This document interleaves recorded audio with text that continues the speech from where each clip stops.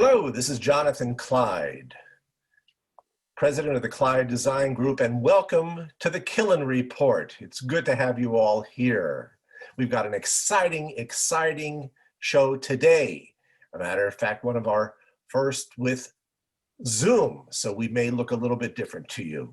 But it's my great pleasure to introduce Michael Killen, president of Killen Associates, noted author, noted artist, and it's wonderful to have you here. And it's a very exciting day because we're actually going to be talking about a new series of paintings that Michael has just completed, and they're the paintings essentially of the President Trump series.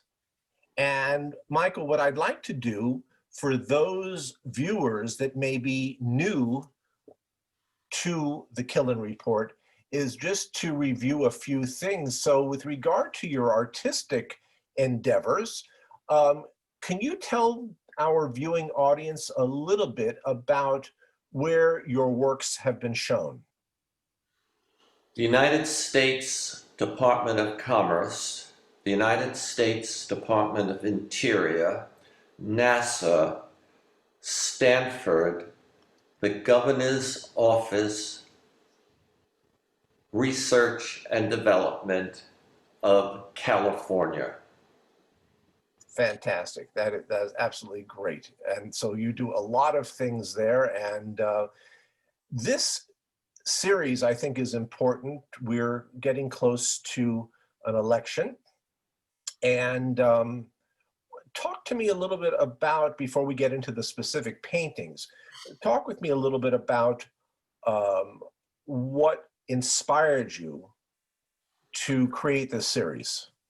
Okay, what usually, and in this case also, is the attempt to identify issues and developments that I think are important, and then to articulate them or to paint them in such a way that they're helpful to society.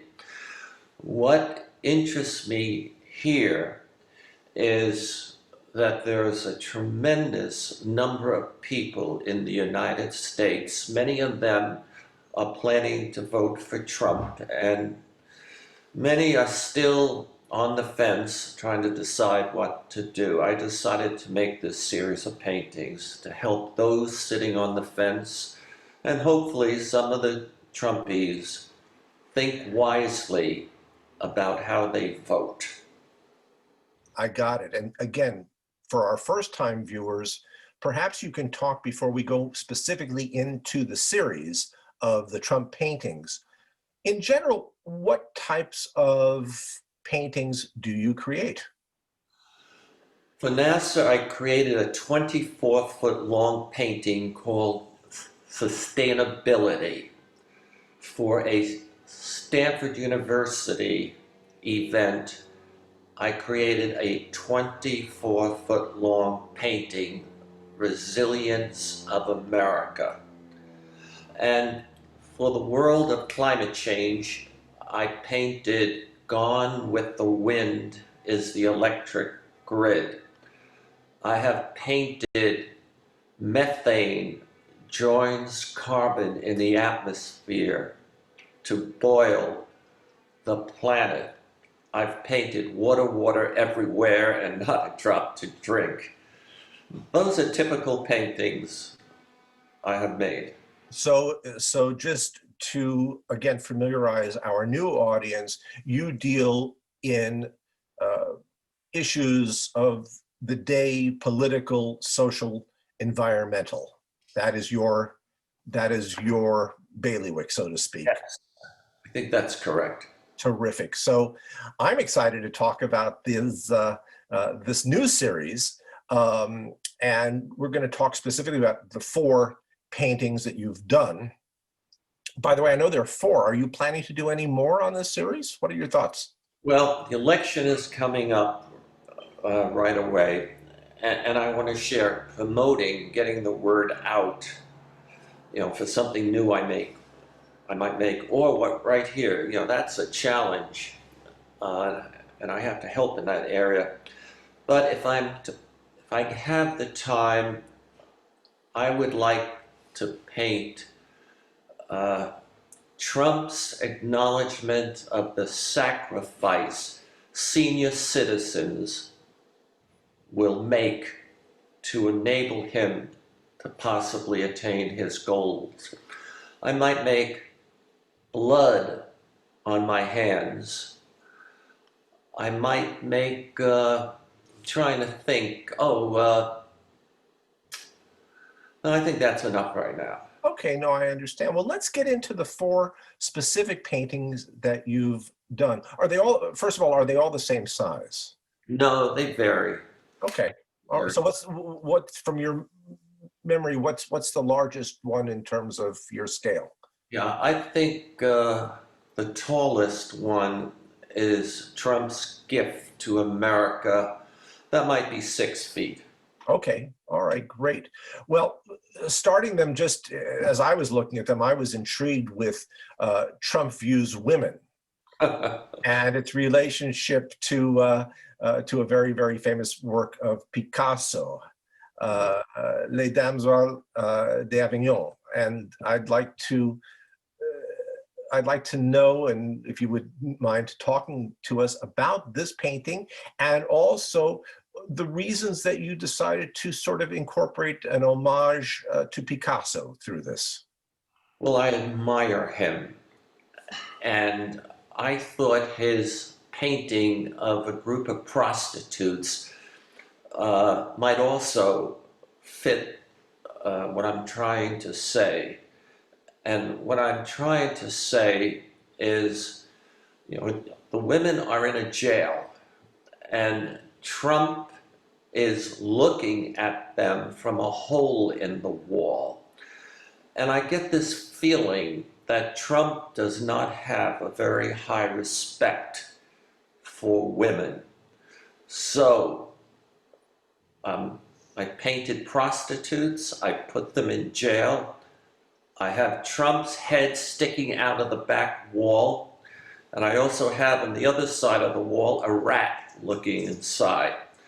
I am hoping women will say, hey, we don't like being looked at this way, and we're going to vote for someone else besides Trump.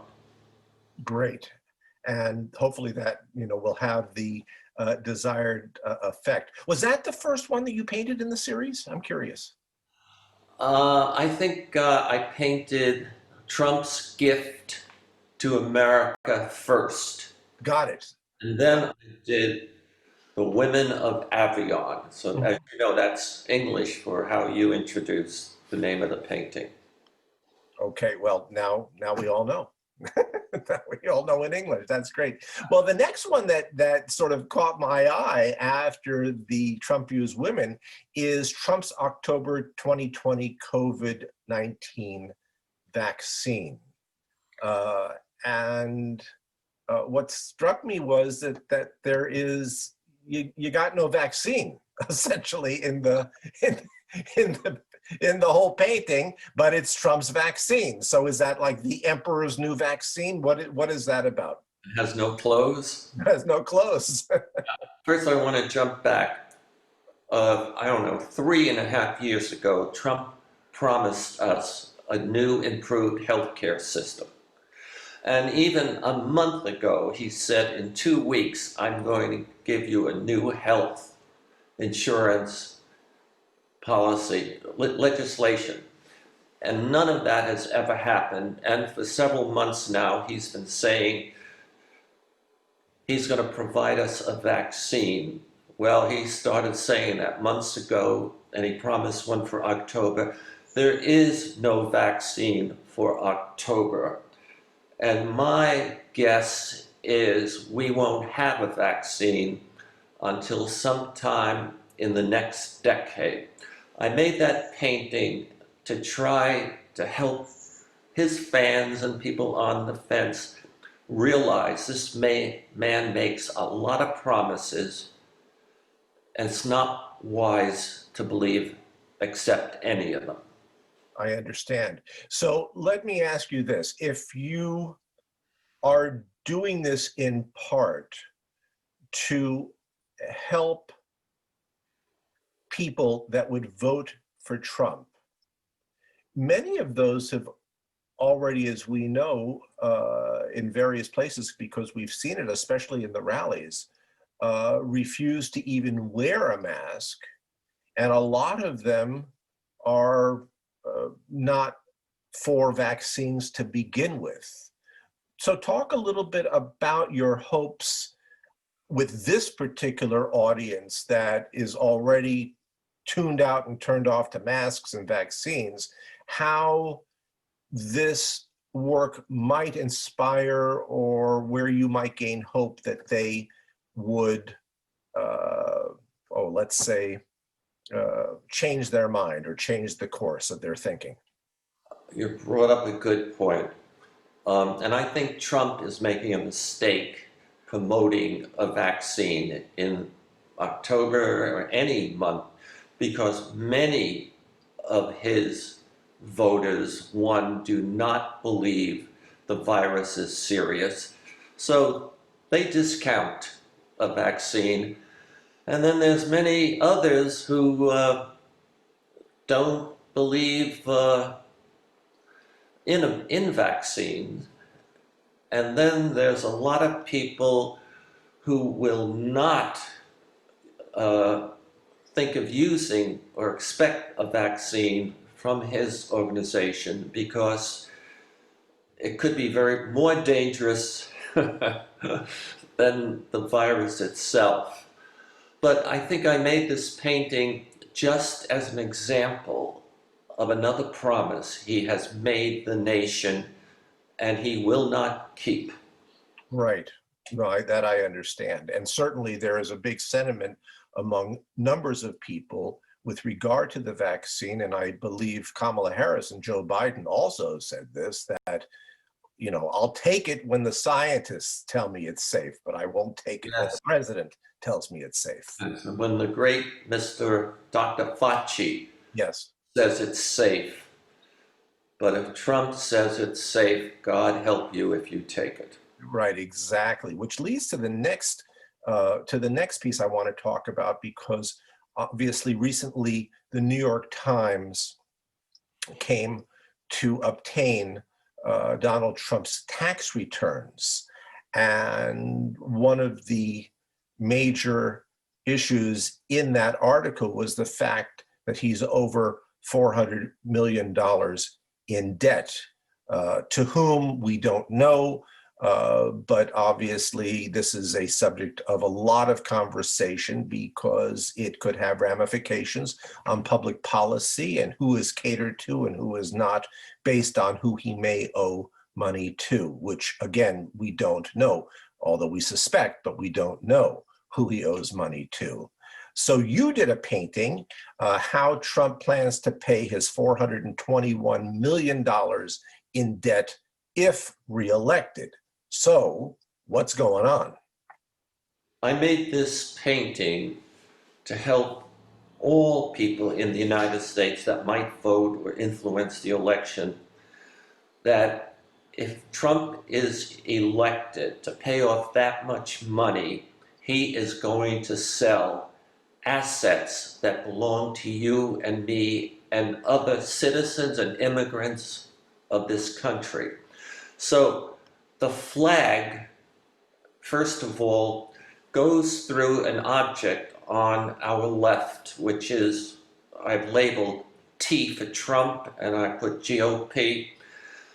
And the flag goes through it and then is constricted or shrunk down to just two reds and one whites. I did that to indicate that Trump will do everything he can to reduce let's say, the good things of the United States. And the GOP, as we see today, is doing whatever it can to support Trump, oh God, and it's doing a lot to try to restrict voting across the country. Now, 3 rows of the flag fly up in the air and go around.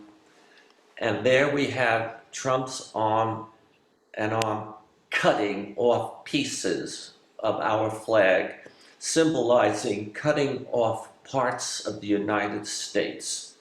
You know, its assets, its culture, whatever. And then those pieces come down, and there are two more hands that are one of them is grabbing them, and the other is reaching over to Trump and handing Trump a gold brick for what he has sold to probably himself and or someone else. And so he benefits, and the United States loses assets. So that's the painting. So how do you, in your creative process, think about the imagery? What you've just given us an example, a detailed example of the imagery of this particular work. How did that imagery come to you from your process point? Okay, I want to say I like to think everyone has been born with gifts or they've developed them. I am able almost in seconds when I hear, let's say, some conflicting information or some information that comes together but is a little complex. As soon as I focus on it, I start to see the imagery that reflects that particular issue or development. And as I think about the image and I see an image, I then think about how it can be, the structure, if that structure will work as a painting.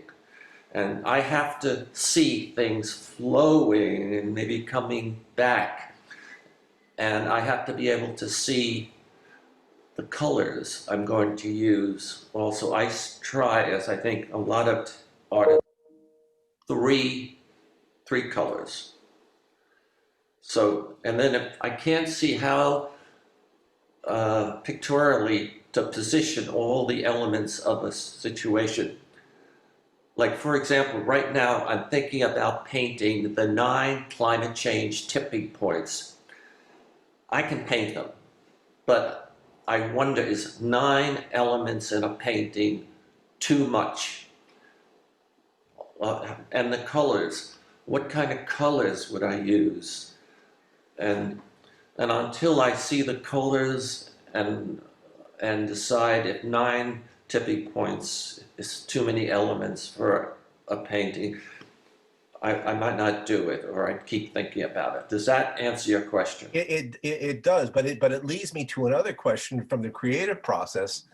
Have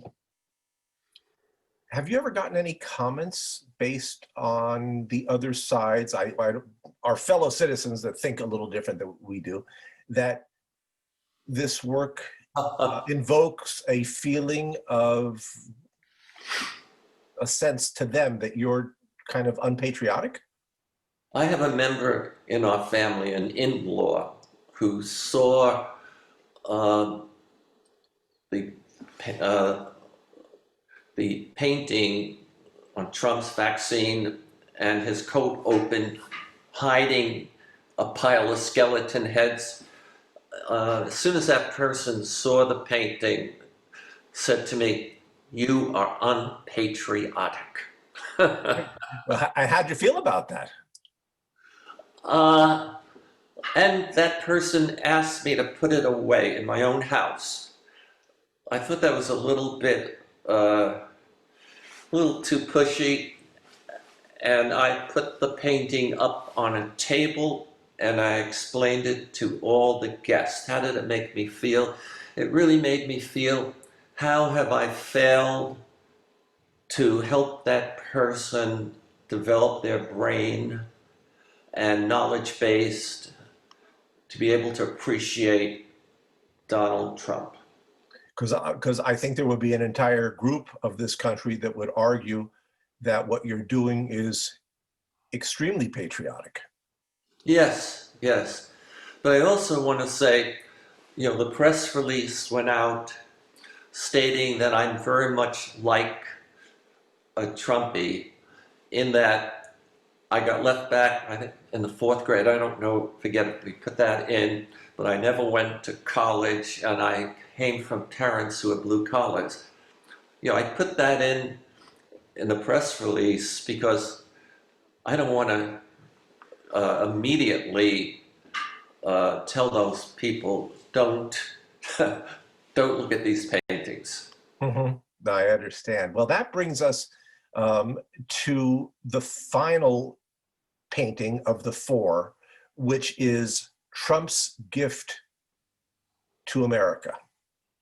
All right. I think we all know Trump has spent time with the Russians, and he's even gone to Putin and got Putin to say, no, I never tried to influence the American election, even though the FBI, the National Security Agency, all the people of the so-called deep state, the really good people who help make this country a success.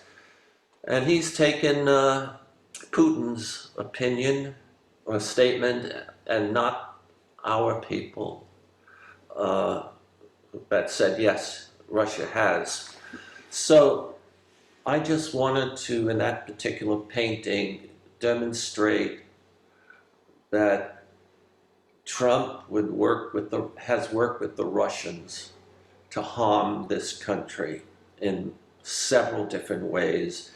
And if given a chance, Trump will get other gifts besides a bomb, in a relatively speaking, landing in this country. Well, I'm definitely excited for our viewers, to take in what you're saying. And was it a challenge? Because there's so many issues. I mean, this just touches so many issues that that we're coming in. I mean, we've got issues with Donald Trump wanting to, lock up his political opponents.